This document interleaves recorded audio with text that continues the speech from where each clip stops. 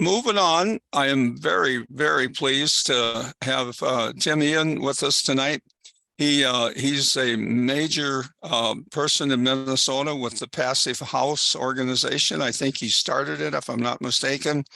And he's got some beautiful examples, including his own home, of how great the work is that he's done and what can happen when you really plan out a home in this way. So without further ado, I'll let Tim take over and go from here.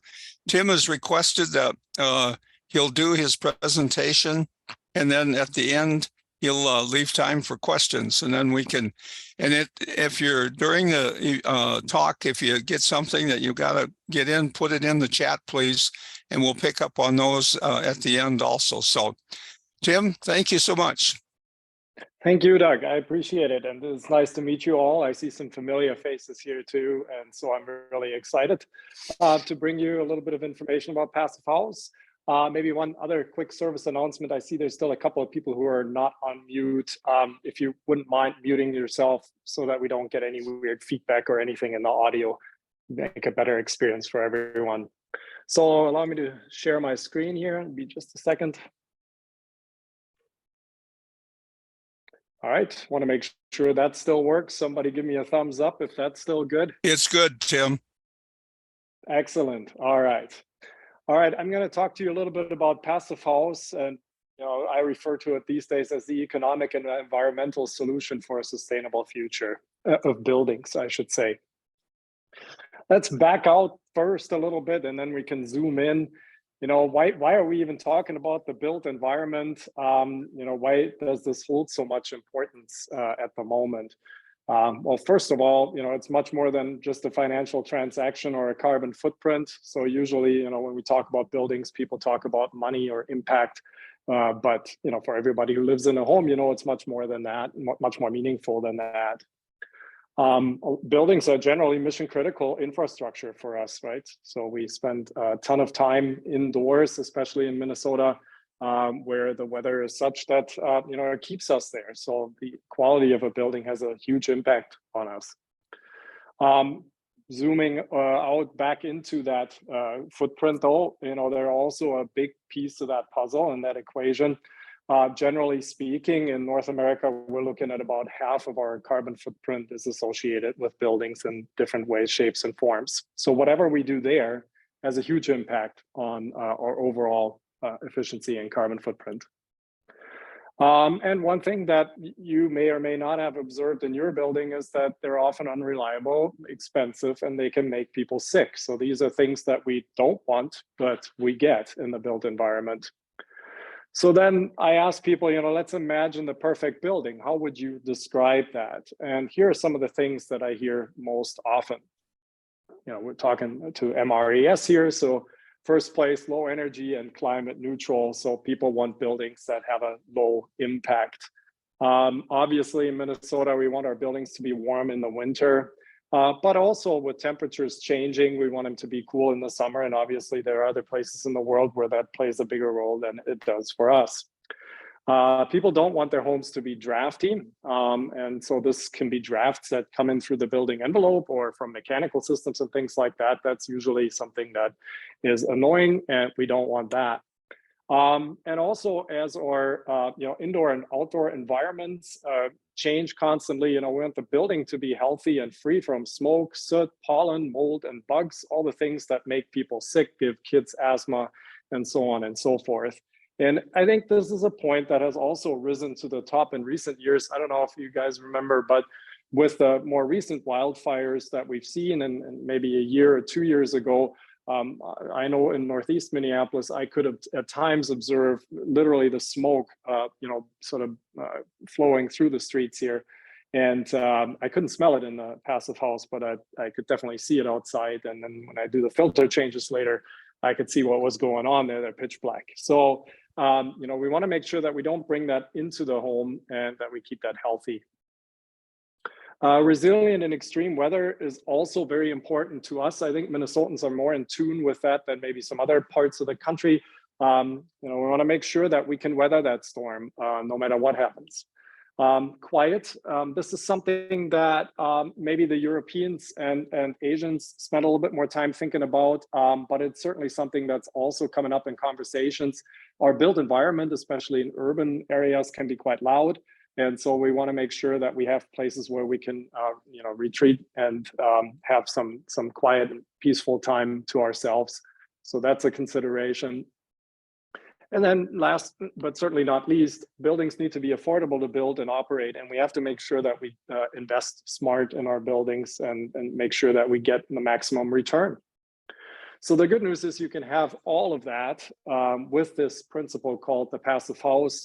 Here's the very first one that was ever built to the standard, 1991, the Passive House Kranichstein in Darmstadt, Germany. This is a fourplex. So this is ground zero, and this embodies all these things that I was just talking about. What is Passive House? Well, it's a rigorous voluntary building energy standard focusing on highest energy efficiency and quality of life at low operating cost. So these terms in here reference directly all the points that I just gave you. Energy efficiency speaks for itself, but quality of life are these things like quiet and healthy and comfortable. And the low operating costs are really important consideration, because obviously when you own a building, it's not just a purchase price or the cost of construction, you really pay for it ongoing in terms of maintenance and operating costs, replacement costs. So we want to make sure that we look at that big picture. Also in the slide, you can already see there's different flavors. There's something called EnerFit, which deals with retrofitting, and something called low energy building. I'll talk about that some more, but the principle is the same for all of these things, and the name is Passive House. Doug asked me to kind of go back a little bit too and tell you something about the history of where this all came from. So this particular program stems from work that Wolfgang Feist did at the University of Darmstadt. This goes all the way back to the 80s and probably beyond that. What's important to note here is that Wolfgang Feist is a physicist and not an architect. So this program is purely driven by science and facts and not by something that makes you feel good. I think that makes the program stand out over some others, perhaps. So he was certainly one of the key instigators, and he found his inspiration in many places, including North America. One of those examples would have been the MIT solar house. Here's an example from 1939. So, I didn't want to go back as far as the Romans. I certainly could have, and even to other cultures that predate them. Well, the fact is that, the passive solar heat gains have always been well understood by humans because we like the experience of radiant solar heat gain, especially when we're in a cold environment. And so there is are examples, that date back that far. But when we're talking about the paradigm of a house, the way we understand it right now, I think this is a good place to start. So in the 30s and 40s, there were certainly buildings like this built already. And, interestingly enough, quite a few of them in North America. So we are as much of a ground zero for this as any place. Some of you may have traveled to New Mexico and seen the earthships. So this is the 70s now. That was a real hotbed or sort of a high time for passive solar structures. Prime examples here that really pioneer a lot of the principles that we still practice to this date.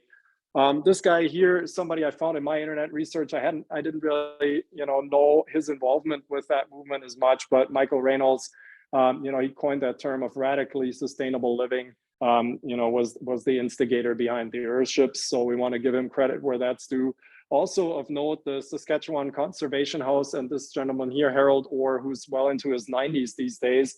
He had a couple of really good terms that he put in the wild. One is you have to tackle the big hunks, meaning, the big chunks of energy, the 800-pound gorilla in the room. How do we go after that? He also coined the term of the chainsaw retrofit, which basically is the paradigm of retrofitting buildings by cutting off everything that sort of comes off of them, overhangs them, then wrapping them in like a winter jacket and putting them back together. So hugely influential. And these are certainly people that Wolfgang Feist was aware of and whose work he studied. Local examples, Soldiers Grove over in Wisconsin. I've traveled there myself. At the intersection of Sunset Avenue and Passive Sun Drive, couldn't be any more fitting for this talk. Here's a picture from back in the day. And interestingly enough, this little solar development that was built back then, had to be moved uphill. It actually was in a flood zone. So they dismantled the whole thing, moved it up the hill and put it back together. But it still exists today. I saw it a few years ago. And not all the owners know what these buildings actually do and how they work. But they do realize, of course, that they're very energy efficient. Passive House is a global standard, and the principle behind it is really to think globally but build locally, meaning we have a standard that applies no matter where you go. But we're obviously, the way we're building is local. We're using local resources. So passive houses look differently depending on where you are on the planet.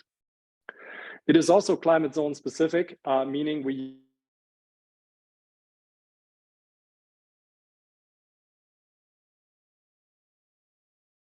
are on the planet. A passive house may look quite differently if you're dealing with severe heating or severe cooling, dry climates, wet climates. So it responds to that very well.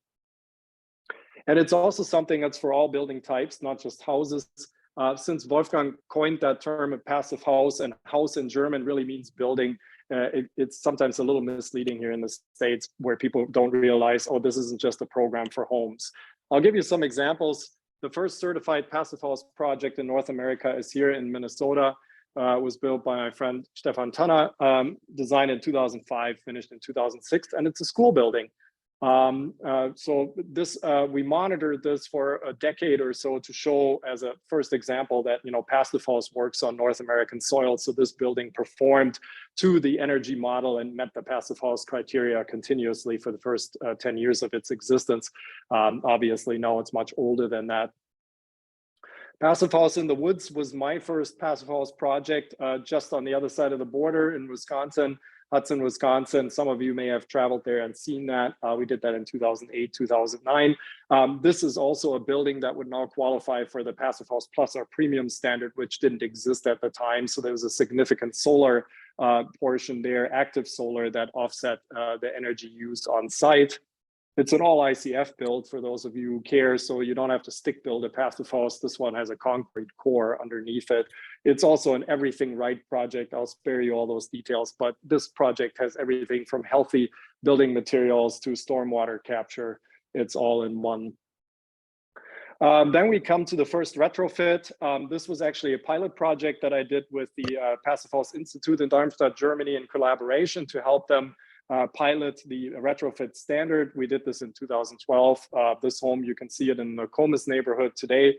It was also Minneapolis's first certified passive house project, but it just happened to be a retrofit. So we took a 1935 fake Tudor and gut renovated it and turned it into a passive house. Something completely different to make the point that this works at any scale. This is the new central hospital in Frankfurt, Germany. Frankfurt has an ordinance and has had it for many years that all public buildings in Frankfurt have to be built to the passive house standard. And that included this hospital. And to my knowledge, this is one of the largest hospitals that was ever built to meet the passive house building energy standard. I saw Dave on the call. Dave lives in this house here. This is the first certified passive house in St. Paul, and it's what we call a Passive House Plus. So this is a newer program where the renewable energy that's generated on the roof of this house can be counted as part of the certification. And so Dave's house was the first in our area to meet that criteria and get certified under that program right there. And then another project here that I think is relevant for our talk today, the first affordable housing project that I was able to get on the ground here in the Twin Cities. We call it Bright House. It's a small 1,350 square foot structure. This one's located in Northeast Minneapolis. Since then, I've made a couple more designs like that for different locations that remain unbuilt, but I've also been able to modify this and get it into private owners' hands. So we have actually, we're just about to break ground on one of these for a private owner in St. Paul. And affordable housing, meaning this was done by a housing developer with the support of the city of Minneapolis. And I want to give them some kudos here too. They have a support program for developers who make passive house affordable housing. So they got a little bit of extra money to take this all the way to passive house performance. Again, at scale, Sendero Verde, a large residential project in New York, multi-use building. This can be done as passive house. The curve currently in planning in Vancouver, if completed, I think this is 80 stories. This might become the tallest passive house building in the world. A elementary school in Germany, just to give you again a little bit of breadth and depth. The Carrick Library, which I believe was perhaps the first library certified as passive house, this one in Pittsburgh, Pennsylvania, done by a colleague of mine. A passive house pavilion in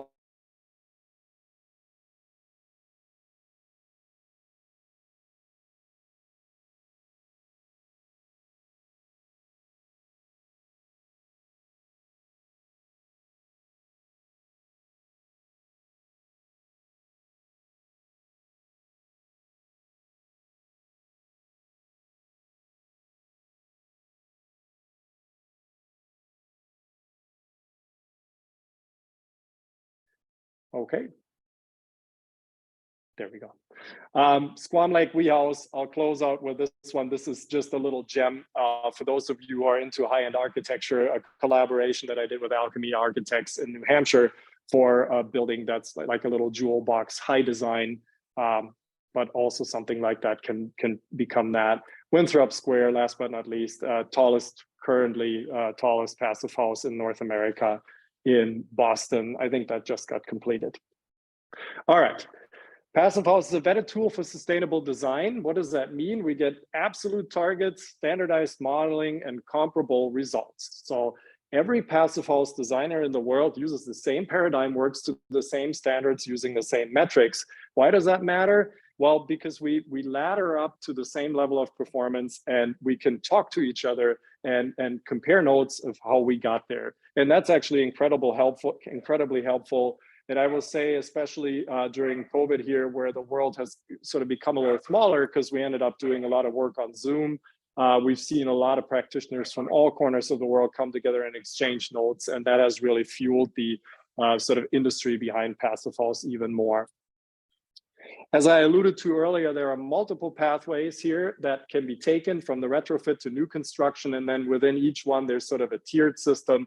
I'll spare you the details, but just know that there is sort of the right fit for your project. And there's an entry-level certification called the Low Energy Home, which is a very, very good jumping off point for projects in a cold climate like ours.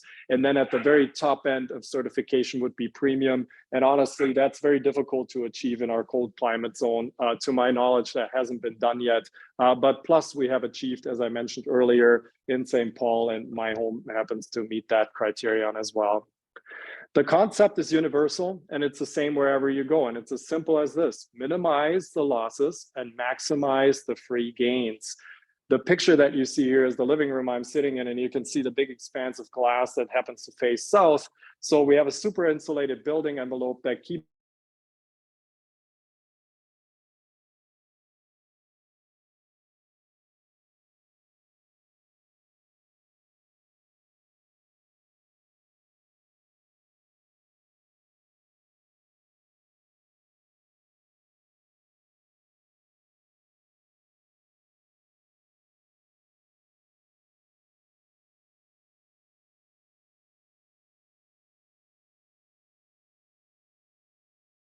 and it does a heat recovery in the box, so you don't have an energy penalty for this process of heat exchange, of air exchange. And then we also have this thing called thermal bridge reduced design. That's something that we typically solve in design. And a thermal bridge is really a superhighway for energy to transfer from inside to out. So if you had a cantilevered balcony made from concrete or something like that, that would be a great example of a place where energy can transfer in and out of that building envelope uncontrollably. And in a passive house, you do want to cut that off. So a little bit more hands-on, what do these things look like? Well, for the windows and doors, it's a highly insulated frame with a triple pane glazing unit, argon fill, Loe-E coatings, and a super efficient spacer between the panes of glass. These windows typically in this day and age still come out of Europe for the most part, because our industry here is a little slow to catch on, but they are readily available. Insulation can be anything that you know is insulation. I'm showing mineral wool here, but all insulation products can work in a passive house setting. Airtightness is signified by a roll of tape. It can also be liquid sealants or membranes. And the heat recovery ventilator, I just described it to you. Here's a picture of one. So again, think of a box about the size of a mini fridge that brings air in and exhausts air out through a distribution system. The name comes from the paradigm shift. So if on the left-hand side, you have a building or a home the way that you know it, so it's got some structure and a little bit of insulation. The yellow for us is always insulation in those plants. There's some insulation, but not a whole lot. And then that open window sort of signifying that the building might be somewhat leaky. In response, you need a large active mechanical system, and that's that smokestack and boiler that you see there. And I'm giving you some metrics as to how these buildings perform for heating energy. In a passive house, that paradigm has changed. We now invest in the building envelope. We make that really super insulated and air sealed, and you can see our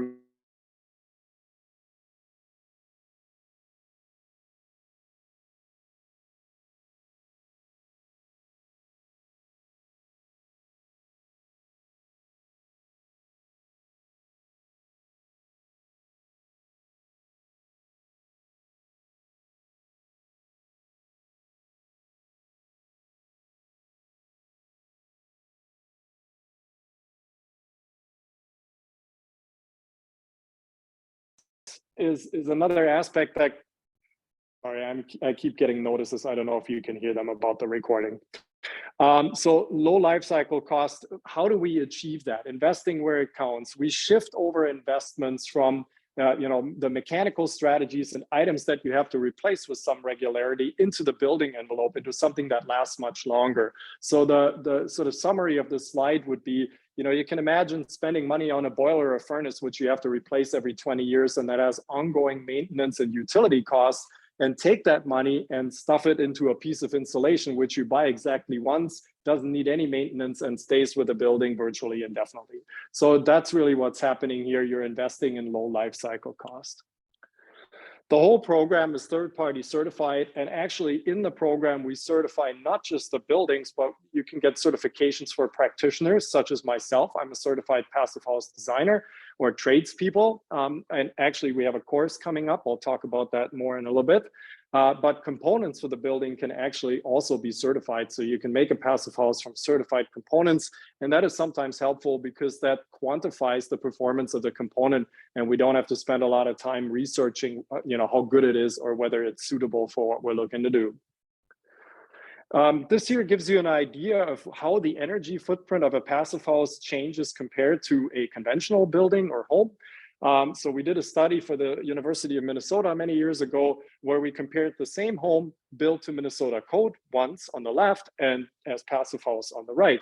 So the design here is not so relevant. Picture the same house, however you picture a house in your mind, once built just to code, once to passive house. And the pie chart here shows you how the flow of energy in that house changes entirely. The biggest thing to note is these things are to scale. So we see somewhere between 50 to 75% of all energy reduced when we go from code to passive house. And the heating energy, most importantly, is dramatically reduced, sometimes up to 95%.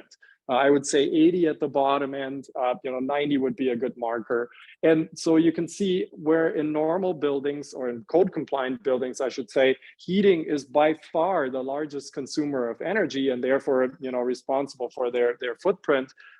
It isn't anymore in a passive house at all. So heating a passive house is a very simple task that we can do with many different means. I'll put the metrics on screen. I don't remember anybody to recognize these or memorize them, I should say, but I do want you to understand we quantify everything, like I said, in a universal metric. We would call that the gas mileage for buildings. So it's not miles per gallon, but it's energy per square foot and year. And that's become a pretty universal way to get on top of energy flow in buildings. Here are some of the markers for heating and cooling energy. That's one of the toughest targets to achieve in Minnesota, to get to these numbers that you see here on screen.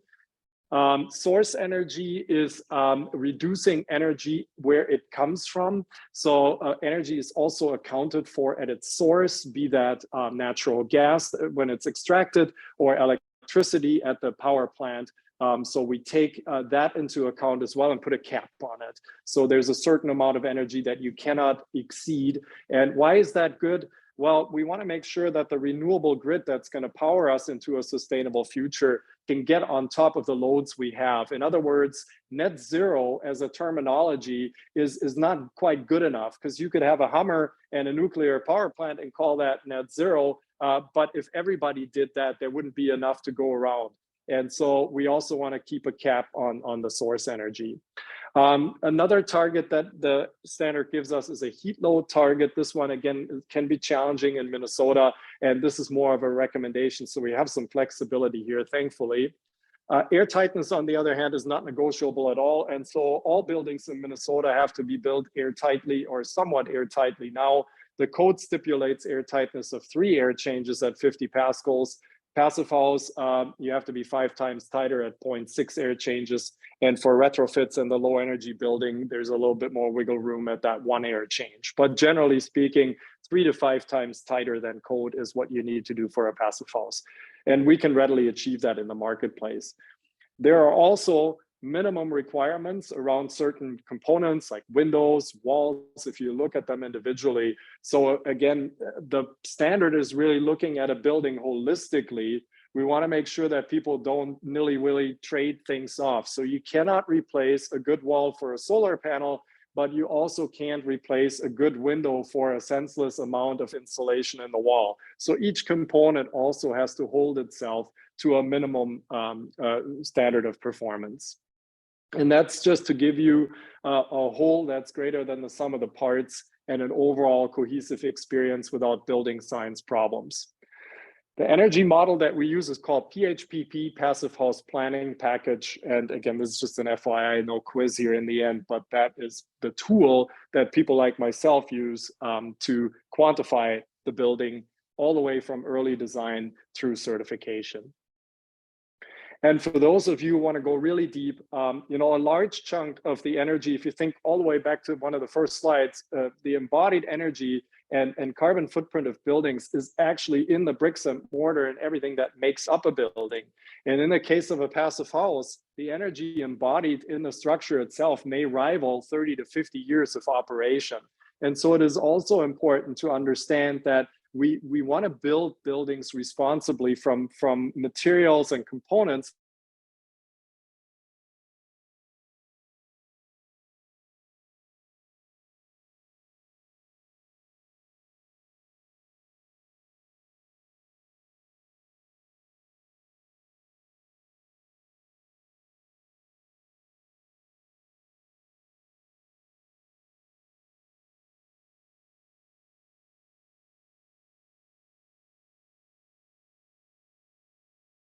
Passive House network.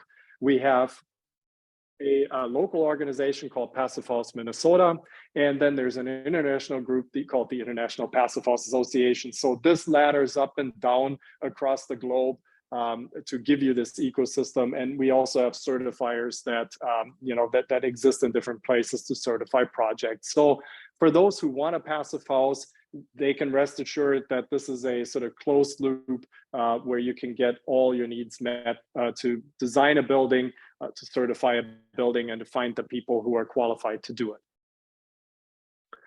So then you might ask yourself, okay, so why these targets? Where did this all come from? Well, I think a big driver early on was performance and comfort.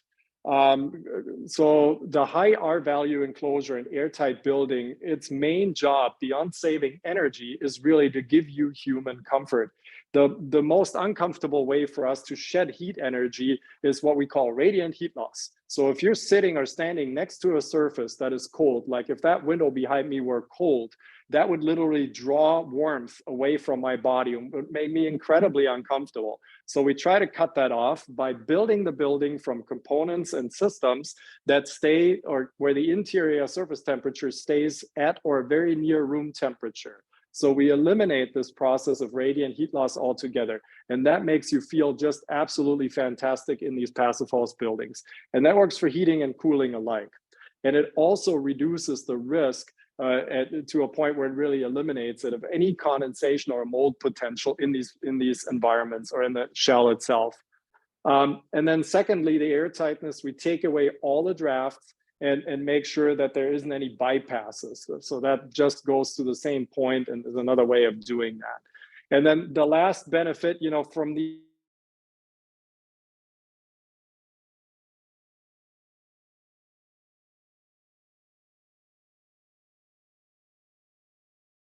durability. There's just more oversight on a project, and that results in a better outcome, generally speaking.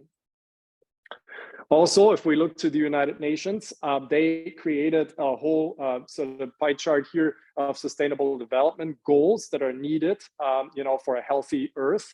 And the Passive House taps into that, or fits into that, I should say, quite nicely. I'm not going to go through every one of these points here, but you can see it fits into these categories that the UN has created quite nicely and supports them. And the case in point is, to my knowledge, the Passive House standard is the only building standard that the UN has officially endorsed as a solution for the built environment for ultimate sustainability. So with that, I want to go a little bit also to energy flow and transition. I know, Renewable Energy Society, there's probably some of you who do a deeper dive into that. So in this chart that you're looking at on the left-hand side, my left-hand side, we have where energy gets extracted: natural gas, crude oil,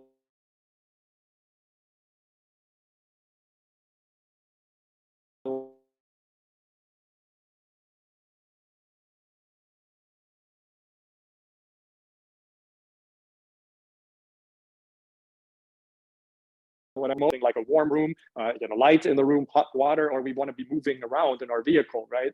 So the question is, how can we do this work most efficiently, and what sources should we use to do that work?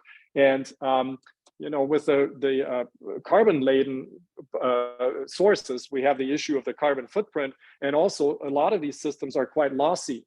In the case of electricity, for instance, when you make electricity from something like coal, or even gas, there's quite an efficiency loss from the energy that is being extracted to what is actually delivered, because it's converted many times and transported and all of that. So in return, what that means is the more efficient the building can be, the less of these sources we need. This loss factor works in our favor, right? So I save a kilowatt hour in the home because I have an energy efficient light. Well, that might save 3 kilowatt hours at an electricity plant because, again, they have to overproduce to accommodate all the inefficiencies of that system. Also, of course, as a world, we have to shift over now to clean energies: wind, hydro, solar. And those energies, are a little bit more fragile, and they're a little bit more special and rare, at least at the moment. So we want to use them wisely. And so with a low energy home and environment, we really enable the platform upon which renewable energy can do its magic and exist. So let's embed that a little bit in what we see for policy. Some of you may have looked at something like the IPCC report, where they track our global warming predictions, and they have continuously, and those predictions honestly are not very fun to look at, but nonetheless we have to. So to maintain 1.5 degrees of global warming, you can see what reduction we have to produce in terms of pulling CO2 back.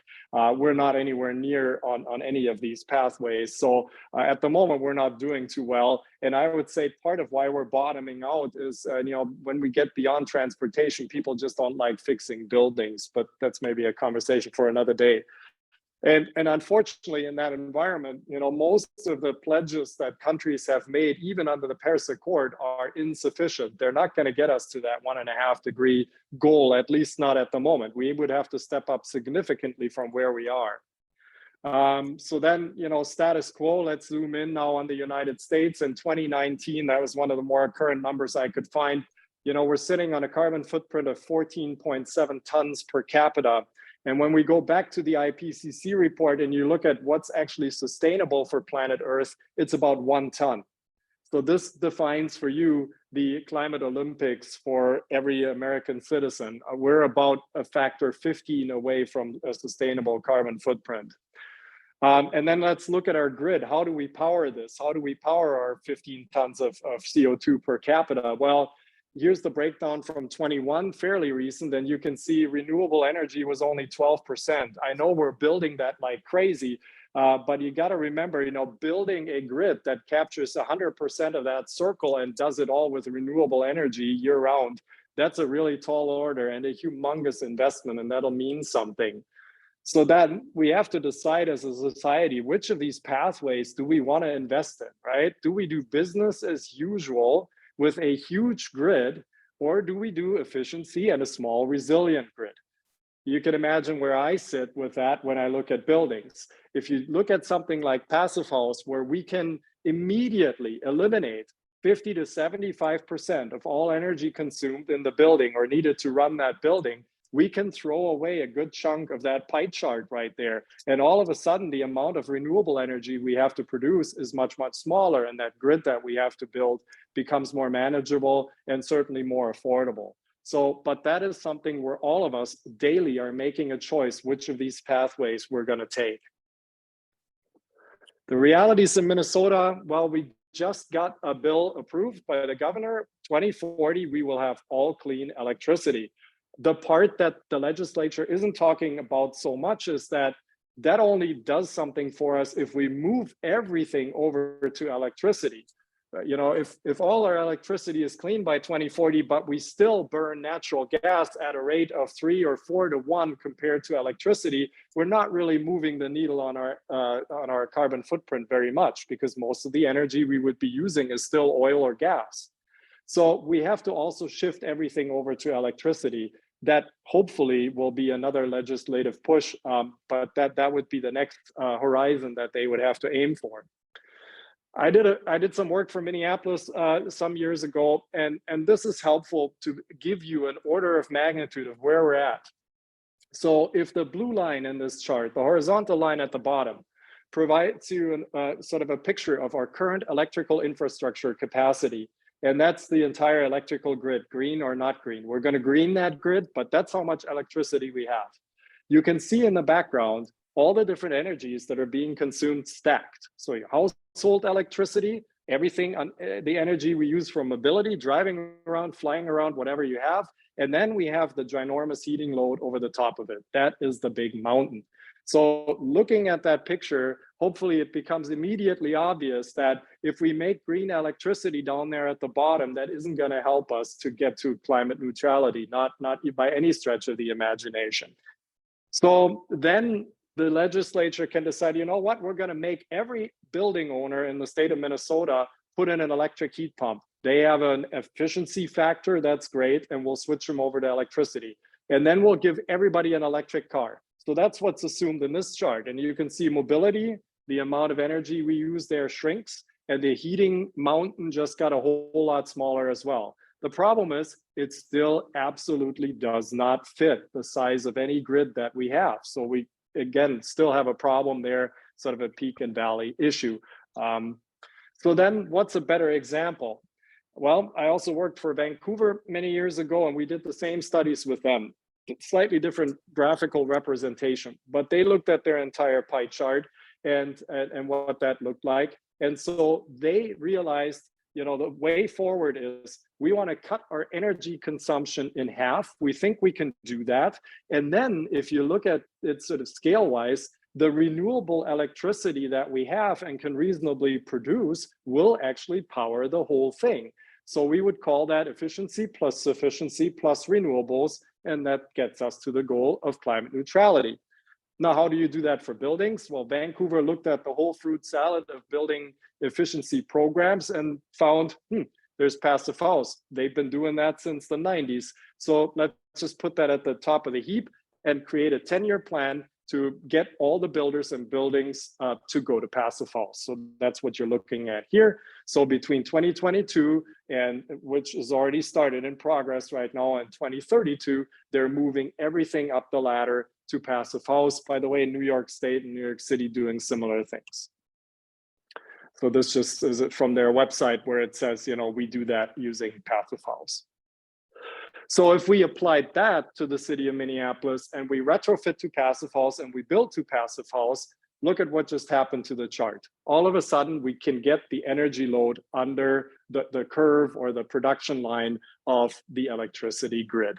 So if we want to have a fighting chance at meaningful climate action with an electrical grid size that is reasonable and achievable, that's what we would have to do. So forget about the smorgasbord. Not all good ideas are the same. While all these things that you see on the left have a place in the world, these are all terms that I pick up from the industry. The important part for buildings is you have to make a better building envelope, insulate properly, air seal the building properly, put good doors and windows in it, and then we can go to renewable energy to power the whole thing. And that combination is what makes it all tick. So enough of the greenwashing. We have to focus on where we're going with buildings in particular. There is not a bunch of noise out there. Building scientists will tell you what I tell you. The IPCC will tell you that. So you just have to know where to listen. And that's something I think where in Minnesota, we still have a little bit of a learning curve. I'm as much a fan of a rain garden and growing your own food as the next person. I do all those things on my own property, but they're not going to help us with our carbon footprint. So it's an important distinction between these different things. And similarly, going back to my Hummer analogy with a nuclear power plant, both of these buildings are net zero, but only one is a passive house. And what we're trying to illustrate here is if you look at that curved line that you can see there, which is a renewable energy production over the course of the year, you can see in a cold climate zone, it's extremely difficult to fit the power or the power consumption of a building under that curve. And what we currently call net zero, or what the Department of Energy calls net zero, which is nothing but a code compliant building with solar panels on the roof, really doesn't do that. I have to apologize. The storm sirens just came on for me here. So if you hear that in the background, I don't know if I have to shelter now or what, but I'm gonna keep going as long as it doesn't look completely threatening out there. All right, so the summary here, we cannot solar panel our way out of low-performing buildings. Oh, okay, thank you. So we cannot solar panel our way out of low-performing buildings. We have to do the combo of them. Just ask Will Steger, when he went out to venture into the cold, he dressed appropriately. And our buildings need to do the same thing. That's the first step.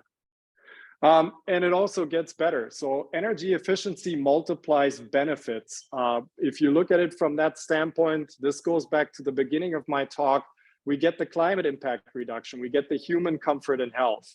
We get resiliency, we get durability, we get life cycle cost savings, and there's a social justice component here as well. If you go to RMI, they in 2021 released this report, Decarbonizing Homes, Improving Health in Low-Income Communities Through Beneficial Electrification. I can't go too deep on that today, but some of the highlights of that report are when you upgrade buildings to high performance and build high performance new, and they quote the Passive House standard in that report, Passive House plus electrification plus renewables, that is a fantastic strategy that in particular helps disadvantaged parts of the community. And let's also keep in mind that construction for the most part is a hyper-local activity. So anything that we invest in that is money that typically stays within our community. So then as an end result, I would say Passive House is the foundation for climate action. It's also, for those who are architects, the Architecture 2030 premise delivered since 1991. Energy efficiency plus electrification plus renewable energy gets us to the goal. We also want to look at the embodied carbon and energy that goes into making the building. That's also part of the graphic here. And so I like calling efficiency the first renewable. The cheapest kilowatt hour is the one you don't have to make, and that still holds true. So it transforms the status quo. And if you're asking yourself, what can you do to help support that? I would leave you with a couple of thoughts here. I want you to actively think about and consider Passive House when you're looking at your own building, or if you're a decision maker on buildings. I encourage those who are professionals to get Passive House trained and certified. We have a training opportunity coming up here locally in the Twin Cities in September. It's a 4-day workshop plus exam where you can become a certified Passive House tradesperson, not just for contractors. Anybody who likes to get hands-on with something like this can learn something here. And we've seen anybody from a realtor, developer, homeowner, builder, certainly, to architects take this course in the past and really up their game and their practice based on what they learned. So I saw John Norderman on the call. Hook up with him. He's our local representative here for this class that's coming up in September. It's a fantastic opportunity. There's few of these in North America at this moment. So this is really a great opportunity. Grab it if you can. Another piece, always renovate and build new with Passive House. It's as simple as saying, I want one. In reality, of course, the market is still building around that, and there may be some challenges or hurdles to overcome. But let's face it, any project that you do is always, has some challenges and opportunities that come with it. And with a Passive House, that's really no different. Also talking about it, making others aware you do have choices in the marketplace is something that we encourage you to do. Understand the term and bring it to your network and your people and promote it for developments and improvement projects and investment projects. And I really always point this out to people that are spending public monies. I think if we're looking at what we're doing as a society, especially when public money is in the mix for projects, they should be built to a much higher standard than they are today. So we got to get past the greenwashing and also past the chicken and egg conversation. This goes to some of the suppliers in the marketplace, but there are others too. There's always some hesitation to try new things or different things. So the argument that, we're not doing it because nobody's asking for it really doesn't hold water. Passive House is on all continents at this moment in time and has been in the United States for 20 plus years at this point. So there's really no excuse anymore not to do it. And then last but not least, for those of you who like membership organizations, you can join us at Passive House Minnesota and the Passive House Network. We have a monthly happy hour. We have monthly calls similar to what you do here. So if you want to do a deeper dive and become part of that community as well, you can hit me up. You can hit up John. You can go to our website and do all of that. So with that, I yield, and I'll leave this slide up here for just a hot second. These are some important links that you can go to learn more. And I'm also happy to furnish Doug with a PDF version of this presentation. So if he wants to share that later with all of you as a resource, I'm happy to have you receive it in that way. So thank you again for your time, and I'm really looking forward to your questions. Let's do it this way. In the reactions on your screen, there's a place to raise your hand. If you want to ask a question, would you please just raise your hand, and then Tim can call on you, or I will call on you. And that's all right. I see Pete in La Crosse has a question. Go ahead, Pete. You got to unmute yourself real quick, Pete. Okay. So you stated, it was pretty funny to hear you say people don't like fixing buildings. No kidding on that. I used to thermal image lower door tests here at La Crosse, and people don't want to hear about it, that their house is less than perfect. They don't want to fix them. They don't want to hear about it. They just wish the problems would go away. They're not going to put in the time or effort to make their homes better. That's all I have to say. Yeah, and Pete, I can't agree with you more. It's been, unfortunately, my experience as well. There are some ways out of that, though, because if you look at, there's other parts of your life where an upgrade is sometimes needed. There's programs like Cash for Clunkers that they did with the cars and things like that. So I think, we can use carrots and sticks from a legislative perspective to get that ball rolling. But there's also, I think, a lack of understanding of the benefits. And that, again, this is when I'm asking you to help carry the message out into the community. This is really what I find. People don't understand what it means to be in a comfortable building. They don't even think that buildings can be comfortable. And so it's hard to ask somebody to make an investment in something that they've never experienced or they can't even imagine. And so I think we have a gap there that, organizations like yours and mine need to close. And maybe I'll make another analogy here with driving an electric car. Some of you probably have electric cars also, and so do I. And I find the conversation about these moratoriums on internal combustion engines and when we need to phase them out and all of that, I find them quite humorous, to be honest with you. And I say that for a couple of reasons. You know, the first thing is you get into an electric car and you press the accelerator, and the first thing you realize is it does the same thing as the other car. So that all these things that people talk about, they're not real. It just sort of functions, right? And then once you have that for a little bit longer, you realize this does a lot of things so much better than how we've been doing it. And so again, it's an exposure and an experience challenge. Once people, I have yet to meet somebody who drove an electric car for real for a period of time and then willingly decided, no, the gas car was so much better in all aspects, I'm going to sell the EV and go back to a combustion engine car. It just doesn't happen. And so in my experience, you know, we'll phase out ICE engines much sooner than you know, government will outlaw them, simply because more and more people will realize the other thing is actually so much better. I don't want that in my life anymore.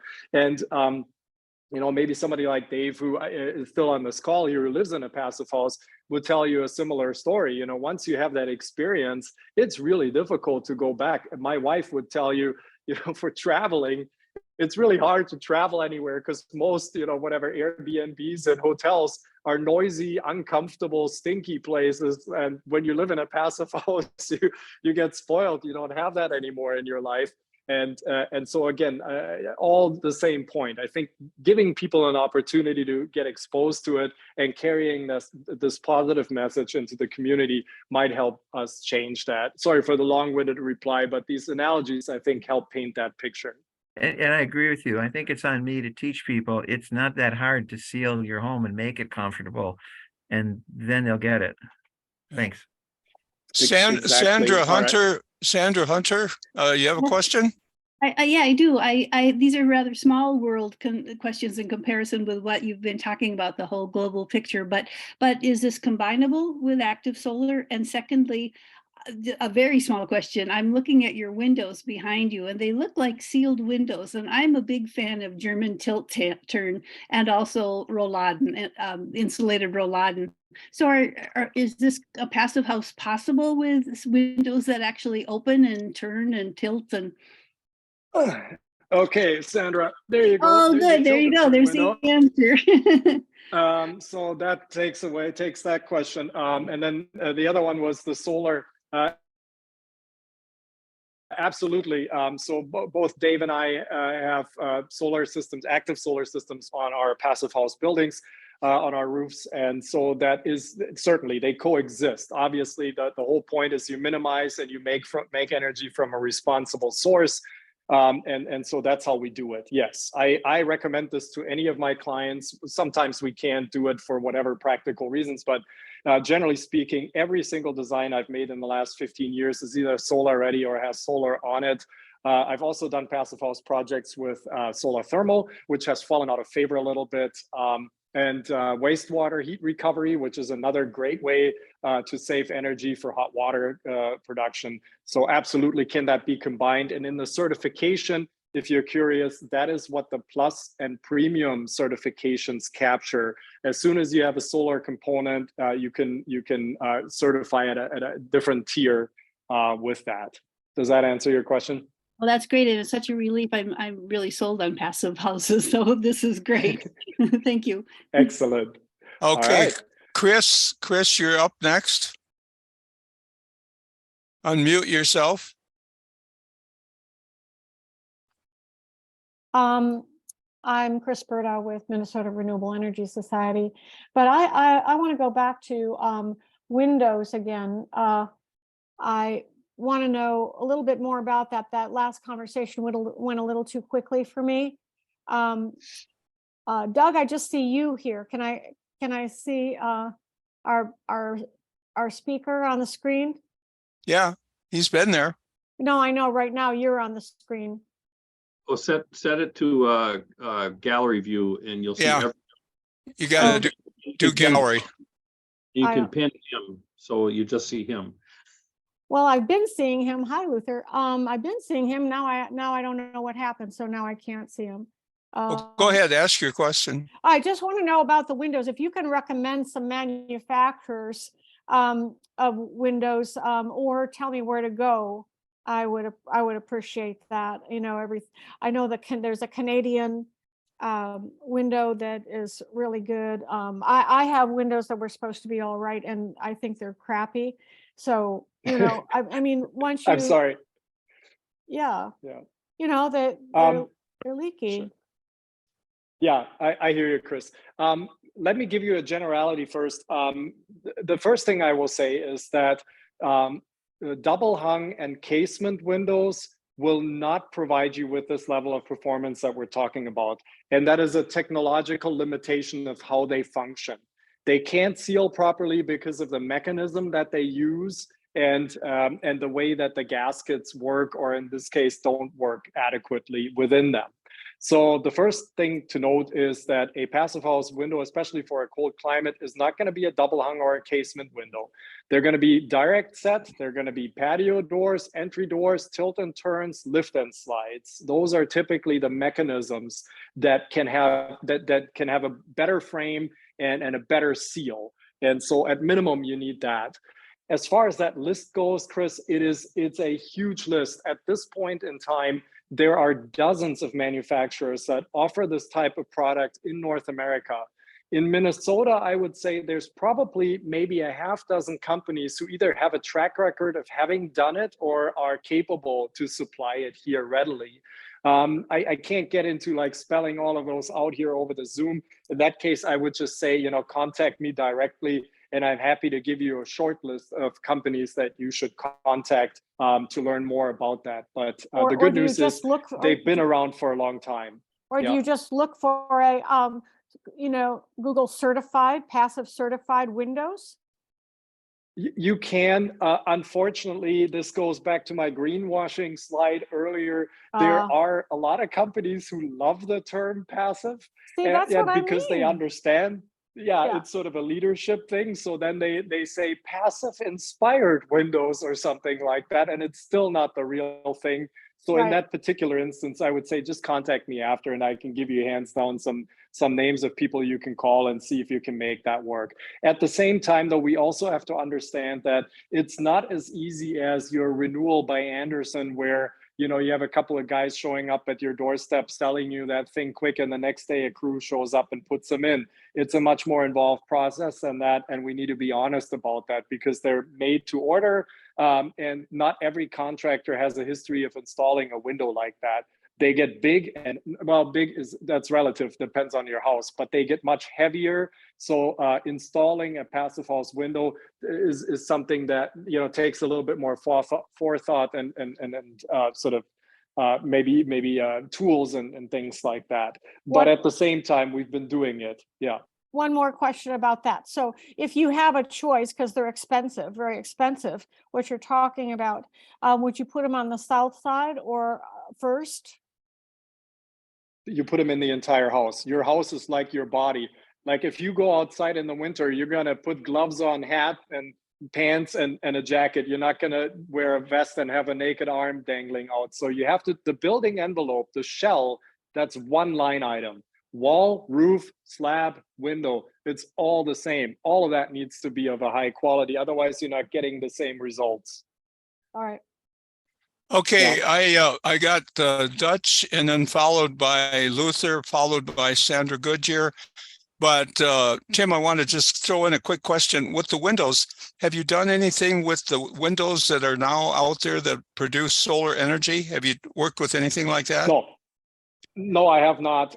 It's not readily available in the products that I'm dealing with. And I wonder if that would maybe also torpedo the passive solar heat gain. Keep in mind, we're looking for very clear glass because we're looking to bring the free solar heat gain in. So I would be a little nervous that when a collector is part of that setup, that those solar heat gains would then be absorbed by the collector and no longer passively warm the building. To be honest with you, I think, you know, there might be an application for something like that in a certain building type. But for what I do, I'm not looking for a product like that. It would be counter to what we currently do, honestly. Okay, thank you. Dutch, go ahead. Yes, I'm almost embarrassed to ask these questions because I've been passive solar way in the past, but not recently. So back in the day, facing south, many windows in the south, overhangs over the windows to stop the summer sun from coming in, etc. Has all that stuff kind of gone out the window because technology and smart homes have gotten so much better? Because I'm looking at your house and I'm seeing windows with no overhangs, maybe on all sides of the house. I can't really tell right now. Can you catch me up on my old thinking and just catch me up? Right. And I'm going to play with my house a little bit while I talk to you. Great question. So watch this thing that's happening behind me right there. So the point is, no, those paradigms are all still true and valid. And so Passive House was inspired by the early day passive solar designs. It has changed a little bit and given us a little bit more freedom back because of the technology that's better today. So if you were building a passive solar design in the 70s, you didn't have access to a triple pane, super space or highly insulated frame window. The way you would get solar heat gains would be with the help of a single pane window. And what that would do is during the day when the sun was shining in, it would allow a tremendous amount of sun energy to come in. But at night, as soon as it's dark, that would all want to race back out at the same pace. So that was a problem. And so those early designers, what did they do? They used heavy mass, concrete construction, water tanks behind the glass to try to capture that heat and then put it back in the space. You no longer have to do that today. So that answers maybe a part of your question. This thing that you're looking at behind me is an exterior motorized blind or shade. So this is like your mini blind, aluminum mini blind, but on the outside, it's motorized and it can articulate.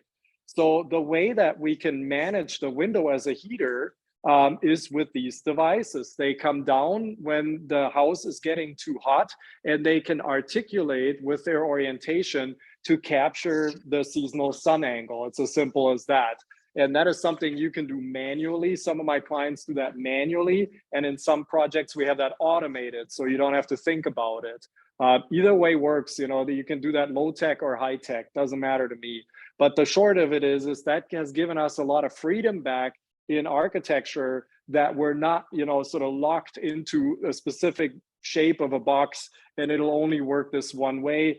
And the last comment I want to make on that, because it's really important, is that on the south side, this is fairly predictable, as you can imagine, with the sun angle and the way that the sun comes around, from east to west. With a roof overhang, we can capture or manage the sun angle on the south quite well. But on the east and west sides, that has never worked because the sun angles are so low that the sun is virtually perpendicular to the building.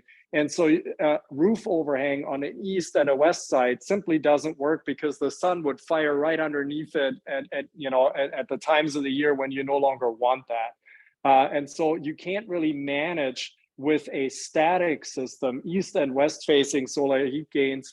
South you can somewhat capture. And again, that's why I typically work with these dynamic shading devices here, because they'll do anything at any time of the year and they'll do it just right.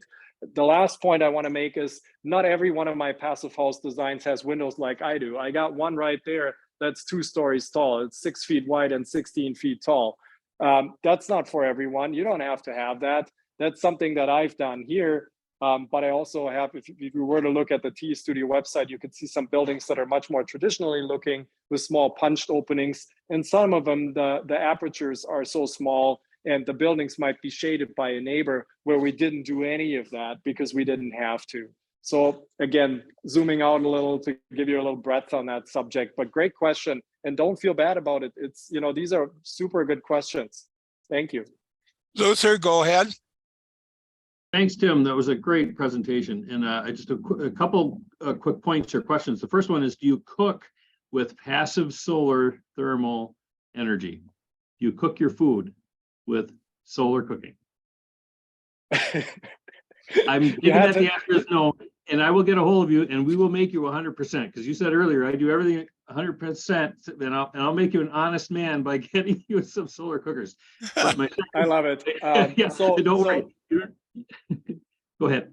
No, it's all good, Luther. I love the question and I love the pointer. Here's my cop out. So I cook all electric, obviously. We have an induction cooktop and electric oven. So we power the entire building off of solar when it's available, and then we're on 100% wind power for backup. So in the end, it's all carbon neutral, but yeah, it's not a solar stove or something like that. I completely understand that.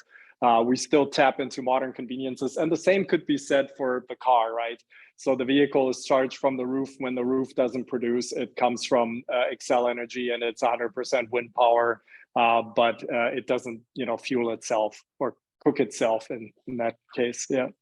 Sure. But we'll work on that though. And the other one is I really appreciate the point about the electric vehicles, and no one goes back to the gas vehicles. The thing is most of these EVs, let's face it, they're gas cars with an electric engine. They're still 3 times as heavy as they need to be. And there's vehicles like the Aptera where the motor is the wheels. And so it's way lighter, it's way more aerodynamic, and they're going to be way better for that sort of thing. I'm hoping that'll come through. But I use that as an example to ask the question. I have an 1899 VA fixer-upper. It is going to take about $2,000 or $3,000 worth of caulking to tighten it up without having to take out all my plaster walls, which, by the way, I think are better than the drywall. Well, what would it take? And this is more a philosophical thing or a promotional thing. What would it take to turn a city like Minneapolis, where there's not many houses that have been built after 1950? I mean, we'll just be frank that yes. You got a long way to go for one of the most densely populated cities in the state to win them over to do the passive solar thing. Is there a way to get people to do that other than just door to door and saying, you save $150 on your gas heat or what have you? Anyway, just a question it could be for some other time, but that's the thing that concerns me. I want to take care of that myself. Yeah. Sure, and I can give you some notes from the field on that. So the first thing I'd like to say is that the Passive House is much closer to the Aptera than it would be to electric Hummer or something like that, and that's really important to me because if you compare the efficiency of the Passive House to the status quo, in that analogy, it's much further away from the status quo. And so it's more of an Aptera and perhaps less of the retrofit sort of gas engine vehicle. I get the point you're trying to make there. And this goes back to what I was saying earlier, efficiency plus sufficiency plus renewables, right? The sufficiency is the part that we as Americans struggle with. And, General Motors is sort of the poster child of that, giving us the electric Hummer now, which is a 9,000-pound electric vehicle that needs a 220 kilowatt hour battery to move it around. The Passive House isn't that. So let's start there. Then to your question about the built environment, it is, of course, the 800-pound gorilla in the room. And there are some practical challenges retrofitting certain vintages of houses that have really less to do maybe with the energy efficiency alone and more with other practical considerations like, does your home have a foundation? Can we add more weight to your home or something like that? And so when we're talking specifically about something that's on the other side of the century there and starts with an 1800, and I would say I would extend that even into the early 20th century, anything older than 1930, based on now 23 years of experience in the Twin Cities with houses, I will tell you, those are going to be tough cases. And in most cases, because they don't have a proper foundation. And when you don't have a proper foundation, you really can't reasonably bolt more weight to a building, which you will be doing if you're adding a secondary wall, heavier doors and windows and roof insulation and what have you. They are understructured. The standards were simply different in those days, and so they can barely hold themselves up as they are. They certainly can't live up to any modern structural engineering standards. And so that's going to be a struggle. There's no doubt. And I think what you're going to see in the future is the buildings that are really meaningful to us, that we have an emotional connection with, that we have a historical connection with, that fall into that age range. Those are going to get some love, and somebody may go the extra mile to retrofit them. The ones that are worn and broken and sad, probably not. They're more likely to get it replaced simply because the cost of upgrading them or bringing them into the 21st century is the same or perhaps even higher than replacing them.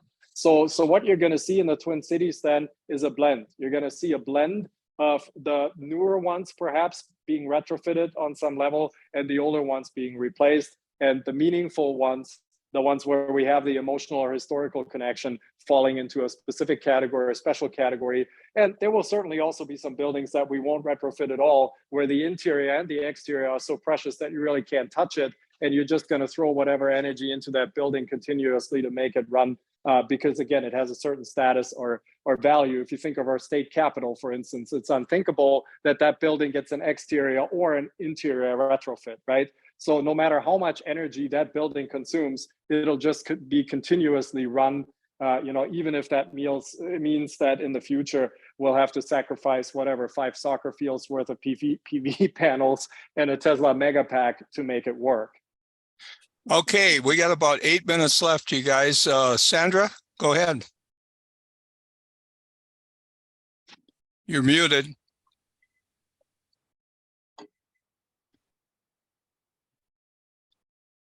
Sandra, yeah, there you go. Okay, I figured it out. Just the basics. How does one get started in finding a contractor to evaluate one's building or home? And what would you recommend in taking those next steps? Yeah, thank you for that question. I appreciate that. I think passive house projects revolve a little bit more around having a designer first, simply because they need to be designed to a certain standard, and they're not an agreed upon standard like code is. And so they fall a little bit out of the realm of you call a contractor and they just do something. So again, the way contractors work is they hold themselves, at least on paper, to Minnesota State Building Code, which is universal, right? So you don't have to tell them if you're renovating a wall or something what to do with that. They know what the current code is and they'll just do that. In terms of a passive house, they wouldn't. So if you want to do a passive house project, the entry point to that is you find a passive house designer or consultant typically. And so this is now also different for whether you're doing a renovation or you're building new. In the case of a renovation, the first step would be to have somebody come in and sort of do an assessment of the house. What's the current status? You got to first understand where you are, then define where you go before you can make a design of how to get there. In new construction, it's a different story. You can say, I'm building a new house, a new cabin, a new office building, whatever it is. I want it to be passive house. So then in new construction, you would call a passive house designer, architect, and you would sit down and you would from the get-go then plan a passive house project. And I can't recommend and stress that enough. If you want a passive house project, you really want to start the conversation from there and surround yourself with the people who do that and never make it an afterthought. It runs deep in buildings, and the cheapest way to a passive house is to make it one right from the get-go and not have a design made by somebody and then later decide, oh, now I want to switch gears here and bend that curve, because it doesn't want to be bent at that point in time. So then, we can talk about the bottleneck. Our industry is not very huge and it's extremely busy. So the passive house practitioner realm is certainly one that's rapidly growing, but similar to EV car sales, not fast enough. So the demand in the United States is probably outstripping the supply at this moment in time. It's hard to find people that get trained up and start doing it. In this state, I'm still one of very few people who even offers these services. I'm no longer the only one. When I started 15, 16 years ago and did only passive house, then there wasn't anybody else. And that was true, including the Iowa, Dakotas, and you name it. So now there's maybe a couple more people who've joined me in this journey. So that is still a bit of a challenge. I'm not going to lie about it. There's just not a whole lot of us out here. And those of us who do it, are generally booked out months, if not like last year. I was basically booked solid for a couple of years in advance. So that's something we're working on. As I said earlier, we're offering trainings where I'm out there every day encouraging other architects to get trained, builders to get trained, to follow. We need them at a certain level of performance, otherwise they can't come into these projects. So that's kind of the story behind, how do you go about it? Find the right person and then have them look at the project and then get into a project. Once a project is designed as a passive house, I think on the builder front, with good documentation you can get a good builder to build you a passive house, even if they've never heard of it. I had to do that my entire career. At the same time, it's lovely to work with a builder who has had some training in it. So I encourage builders to do it, and we're offering this course here in September. But in a pinch, we can certainly do it with somebody who doesn't have that training. But the project has to be set up and teed off as a passive house. That's really key. Okay, we got time for one more. Alex, are you still there? He's our Zoom master tonight. Yeah. So I'll just to save time for our guests, I'll ask Tim this later after the meeting. Yeah. Okay, I just wanted to, I know you had your hand up for a while. I guess Paul Butler is somebody who didn't get a chance yet. Paul, do you want to go ahead? Yeah, if I may, I guess it's really along the lines of the question that was asked previously. And I have to say, Tim, this is the first time I'm sitting here with my wife. So it's really kind of a first introduction into the whole world of passive houses. And of course, it's extremely impressive. We have a piece of land that we bought last year, and we're planning to build an easy living home on it. We don't really have a clear brief. In an ideal world, I'd like it to be a passive house. I have $500,000. Is it pie in the sky? I mean, how do we get to a point where we can begin to see whether it's worth even pursuing it?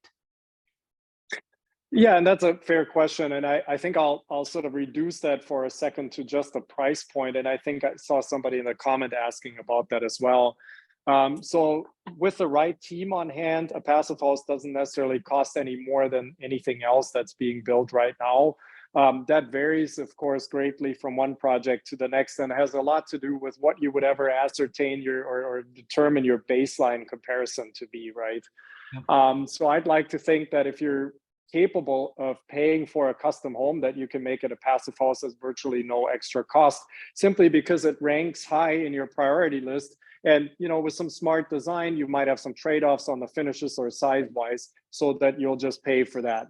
The other thing is, of course, any additional costs that go into a passive house are only ever an investment that pays back. There's a return on that investment. Insulation, better windows and doors, things like that, similar to a solar panel. They bring you a deliverable back, and that happens from day one, month after month on your utility bill. So the price point of $500,000, I can't comment on. I can tell you that the projects that I've worked on in the last 15 years probably ranged from about $400,000 to $4 million and anything in between. So that's not necessarily a price point where I would say you can't build any house for that. In this day and age, and after the last couple of years, it's gotten a little tougher. So if you're telling me that's a 3,500 square foot house, I would tell you that's not going to happen at all, no matter what you build. But if you are looking to build a compact home, something 1,300 square foot or whatever, that can certainly fit that sort of an umbrella. And I want to leave it at those generalities because A, I'm an architect, I'm not a builder, I don't make those prices, and B, they fluctuate so wildly. The team that you hire and the location you build in and the resources that are being brought to bear there have a huge impact on that. And that's why I also shy away from the dollar per square foot analogy, because I see, honestly, for passive house projects, you got to remember everything I do is passive house. So all my projects have in common the same level of performance. But I would say between the cheapest and the most expensive thing that I've had a hand in, there's easily a factor 2, maybe a factor 2.5 in dollars per square foot difference. And why is that? You may ask yourself, well, where it was built, when it was built, by who it was built, and how it was resourced are probably the big drivers. But the outcome is virtually the same. That's an idiosyncrasy that we have in the marketplace. Our builders here are challenged sometimes to price projects. That's certainly an issue. Tim, we're going to have to cut it off. Our board meeting is going to start for MRES. Was there any particular thing that you saw in the chat that you felt needed answering? Unfortunately, I didn't read the whole chat. I only remember seeing that one question. I'm not very good at multitasking, Doug. No.